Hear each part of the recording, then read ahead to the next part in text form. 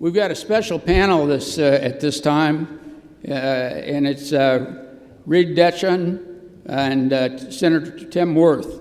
Senator Wirth was here last year and kind of gave a wake-up call to the natural gas industry. And I think you heard Regina Hopper mention that earlier this morning, how ANGA and its political awareness was stimulated here and how much things have changed in a year. They're changing now in many ways. There's a lot of private talks going on between industry executives and non-traditional allies. Tim has stimulated that, and it's also bipartisan somewhat. We have the good fortune of Tim being willing to come back and give us an update on his thinking, along with REID DETCHON. REID has a background of a journalist and a speechwriter. I believe he's a speechwriter for Bush 1. And he's now the president of the Energy Future Coalition in Washington. And of course, Tim's president of the UN Foundation. I'm going to turn it over to REID.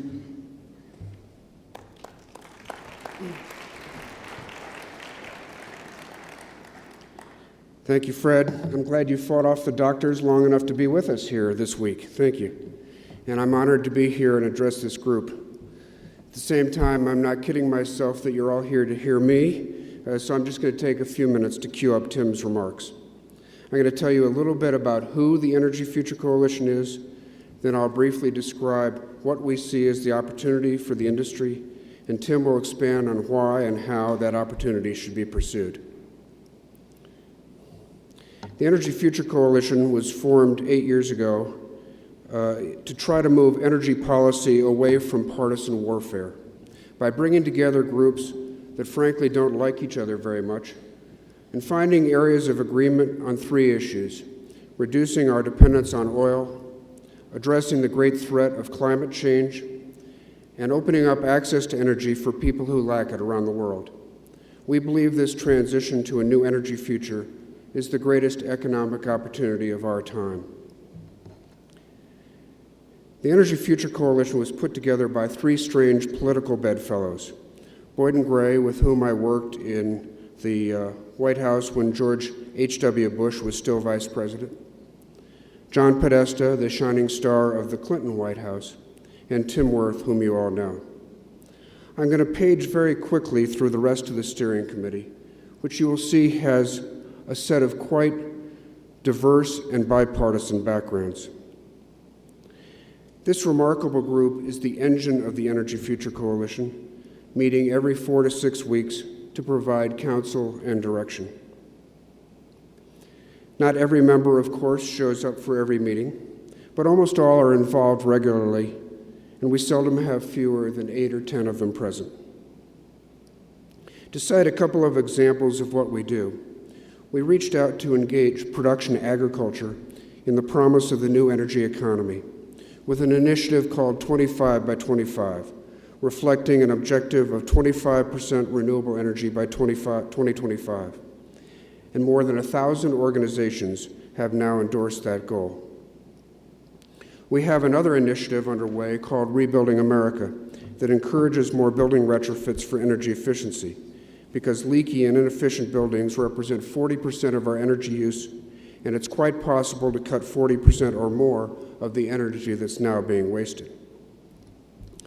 For the past year, we have been engaged deeply on the subject of natural gas, examining how best to encourage greater use of the robust new supplies from shale in an environmentally benign way.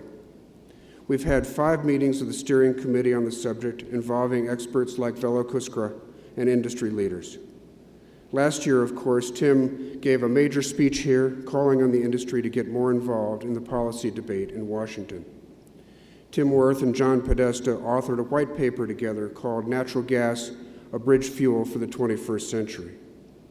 T. Boone Pickens and Ted Turner published an op-ed in the Wall Street Journal on new priorities for our energy future. Tim Wirth's advocacy was a major factor that led to the agreement between the U.S. and China on characterizing their shale gas resources. We joined with the World Watch Institute to sponsor a forum on natural gas at the climate talks in Copenhagen. We provided support for rolling out the new MIT study, The Future of Natural Gas, which you've heard about today, which was sponsored by the American Clean Skies Foundation. And we encouraged and took part in the meetings this year convened by the Aspen Science Center on the way forward for natural gas. Rich Ward, who's here and who many of you know, was the spearhead, along with his brother Kevin, of that Aspen initiative, and we've asked him to work with us more closely over the next 6 months to see how we might best collaborate with the industry to move forward on the issues you confront. Rich, stand up so people can see you. And another of our partners here is David Bookbinder. David, you give a wave too. Until recently, David was the chief climate counsel of the Sierra Club in Washington, so you might not think of him as a natural ally. But he wants to work with our arch-conservative partner Boyden Gray, remember, we believe in strange bedfellows, on making the legal case for using natural gas to displace coal in power generation. You should have on your tables in front of you a one-page program of action. It doesn't have a label on it, and that's partly intentional. It was developed by the Energy Future Coalition with the Aspen Science Center, but it's not labeled because we want all of you to be partners, both in helping us think it through, shaping it, and implementing it. And we see it as the opportunity for gas. Number one, to increase the use of gas and renewables in power generation and in transportation, to stabilize natural gas prices at a fair value, enhance our national security, clean up the air, and protect human health. And number two, equally important, ensure the continued availability of abundant natural gas supply through environmentally sound exploration and production. We'll be working with Rich and the Aspen Science Center on this agenda in the coming months, and we would welcome your comments, your input, your suggestions. And Fred, are you going to introduce Tim again, or should I just hand it off to him? I'd like to say one thing. Okay, well, after Fred's introduction, Tim will lay out the case for this action, this program of action in greater detail, and now I'll turn it back to Fred. Thank you very much. Thank you, Reid. I mean, there's a lot of foment among people who care about natural gas, and we think there's an opportunity over the next 5 years, not only in the United States but globally, to change the energy scenario to the extent that natural gas and all this gas we're finding can be burned and used much more extensively to the benefit of everyone. I wrote a piece in the chairman's letter of your program. I've never asked anybody in 22 years to read the chairman's letter. This year I'm asking you to read it. It's a little bit consistent with what's going on here, and because of that, I want you to understand that there's a lot of thought going on how to turn this into concrete action. And Tim, your turn.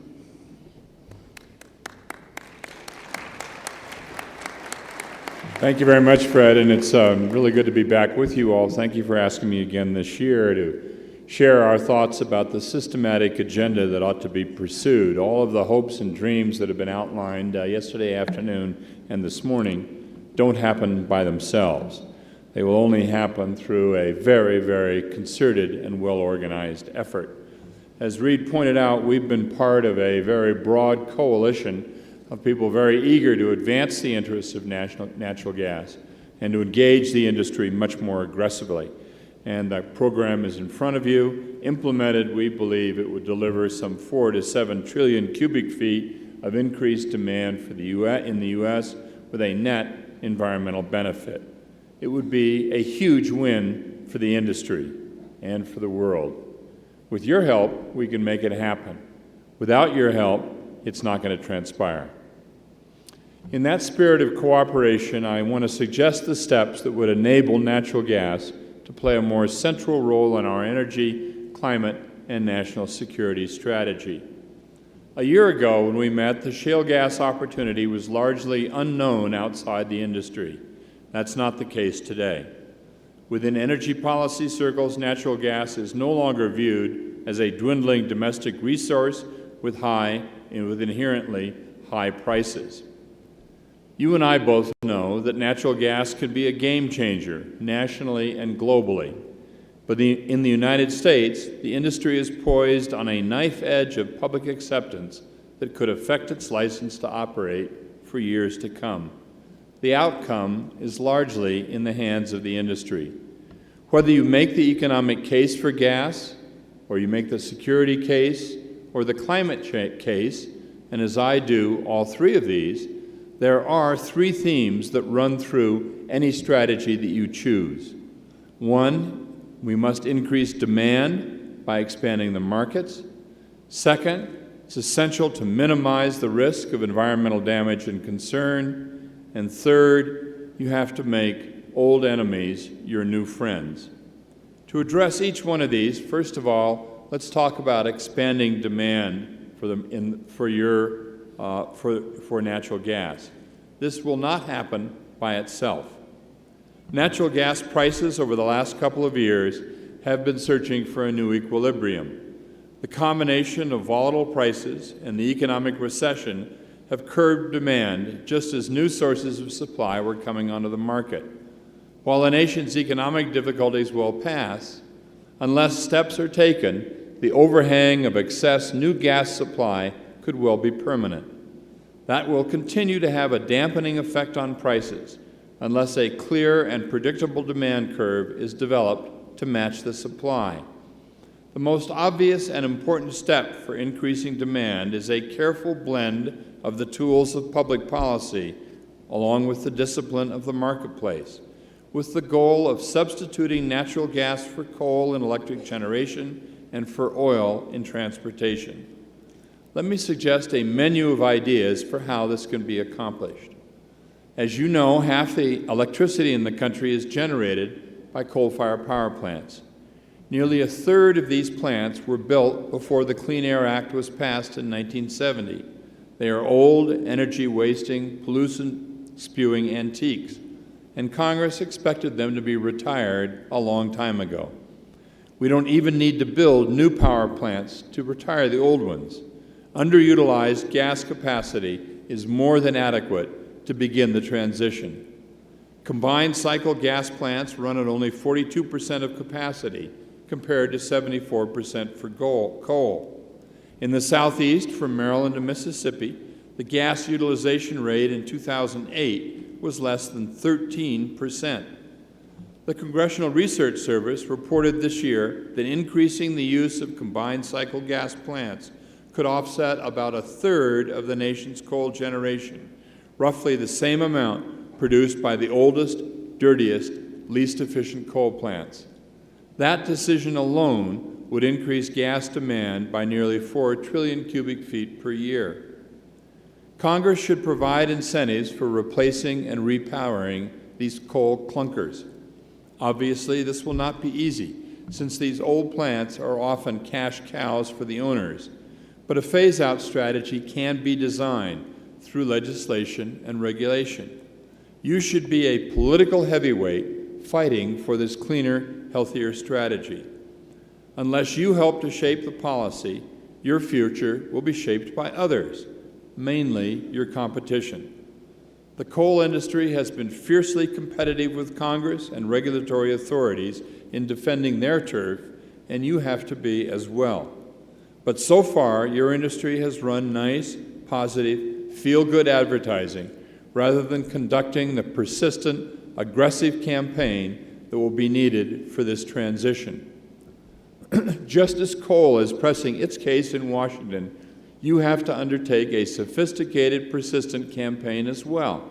That means educating Congress and the administration about the size of these new gas supplies and making the case that the transition away from coal and electric power generation and away from oil and transportation are imperative from our national security and environmental integrity points of view, and also make great economic sense for the country.